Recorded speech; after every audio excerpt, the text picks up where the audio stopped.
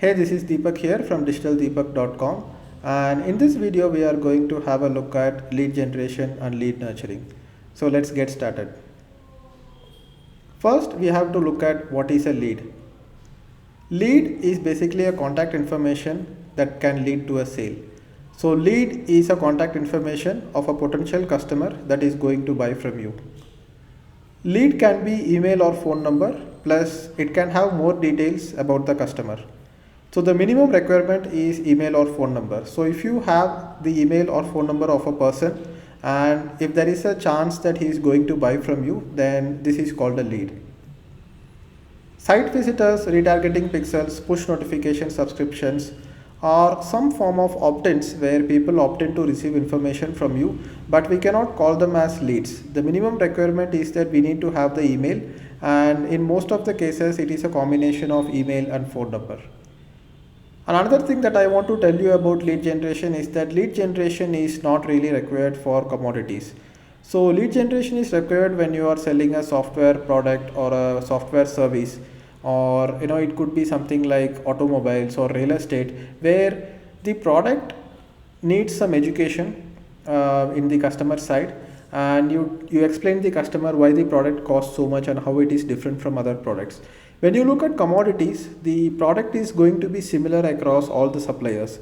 So commodities will range from onions, potatoes, even all the way up to gold bars, where what you expect back from the product is going to be very standard. So in such cases, lead generation is not required. People either decide to buy or they decide not to buy. They don't need any customer education. So you will understand these concepts as we go ahead, and I will show you more examples. So let us look at how to generate leads. So there are different ways to generate leads. One of the most common method of lead generation that you might have seen online is free trial registration. So if you are using an online service, which is a software product, you are going to sign up for a free trial, and this particular free trial registration becomes a lead for that company, and they are going to go ahead and follow up with you to try to sell you the product. In terms of training and information product, signing up for a free course or signing up to download an ebook or a case study or industry report is a common method to go ahead and generate leads. So if you are watching this video and if you have paid for one of my courses, you know that first you got attracted to my free digital marketing course, and while I got you signed up for the free digital marketing course, I collected your email ID. So you have become a lead for me. Another way to generate leads is request for a product demo. Business card collection at events is also a way to go ahead and collect leads. Even inbound phone calls that you are getting is also lead, because you are getting the phone number of the potential customer. And purchase of a front end or a low priced product is also a form of lead generation, because the front end or low priced product is not something that you are going to make a profit out of. It becomes kind of a lead which you can go ahead and use to sell further products which are actually going to give you a profit. So any type of inbound inquiry, which could be a contact us email or contact us phone, or any of these things, can be a method of lead generation. So what to do after lead generation? Generally, when we are generating a lead, the lead is going to be a cold lead. We have to convert it into a warm lead, and then it becomes a hot lead.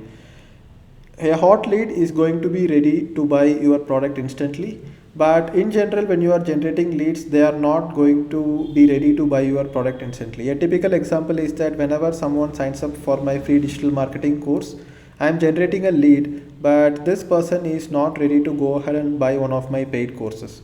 So only when I have nurtured them, only when I have given a lot of information to them, they will be ready to go ahead and buy one of my paid courses.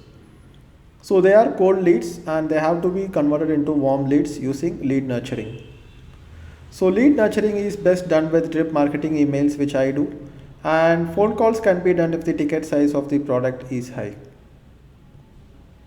So let's have a look at how to convert cold leads into warm leads. So we can give free content and get attention. So whenever someone signs up for my free digital marketing course, I don't go ahead and present my paid products instantly.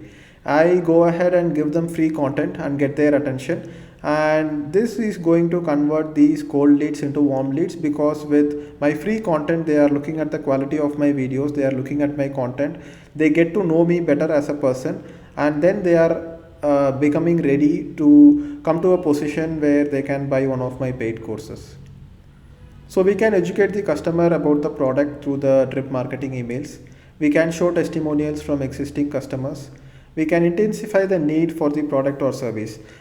For example, when someone signs up for my free digital marketing course, they are not completely sure about the opportunity in the digital marketing industry. So in my blog posts and in my emails, I tell them the opportunity that is available. They can start a digital marketing agency, they can go ahead and work as a digital marketer, they can become self-employed and work from home and do freelancing in the digital marketing category. So when I give all this information, what happens is that their desire to learn digital marketing gets intensified, and that helps me increase the conversion ratio of my paid products as well. We can also help them choose the right product offering through the content that we deliver through emails and phone calls.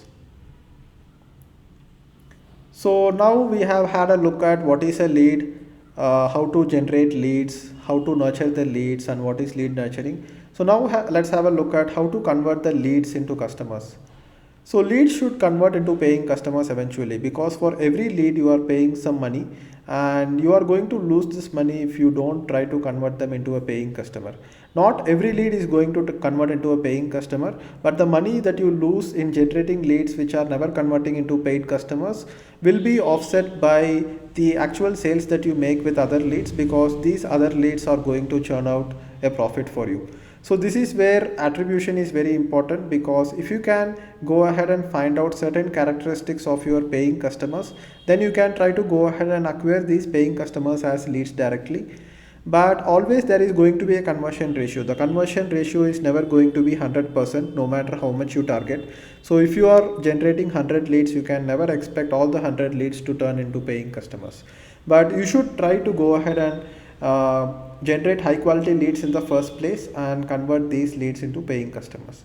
So follow up with emails and phone calls until they convert into paying customers. If the price of the product is high, it makes sense to make phone calls. When there are a lot of leads and if sales team cannot call all the leads, then lead scoring is done. Like for example, if I am selling a high-end product, like for example, if I am selling a weekend training program, which easily costs upwards of 10,000 rupees, in such cases, conversions will not happen via email alone. So if I do a phone call, then what will happen is that in the phone call, they can clarify their doubts and they will be much more comfortable to pay a higher amount when we are having a phone conversation with them. So a sales team can make the phone calls. But let's say my sales team each salesperson can make only 25 calls a day. And when someone can make only 25 calls a day, but let's say I am generating 100 leads a day, what happens is that lead scoring has to be done. In the sense, I have to go ahead and predict out of these 100 leads, what are the top 25 leads which are highly likely to convert, and the salesperson will spend time only with the high quality leads. So this is very true for software products also. Like when you are signing up for a software free trial, they ask you questions like, what is your total company size, what is your position in the company, and things like that. And this information helps the sales team qualify you as a potential lead. Like for example, if a student is going ahead and trying out a software product or service, then the sales team will not get back to them if it is a student, because a student is not likely to buy an enterprise product. Maybe the student is just trying to learn how the software works. So in such cases, the sales team can ignore the leads. So lead scoring is a very important part of digital marketing, and I have written an article about it on my blog. So I have linked to this article below this video, so you can go and have a read at it.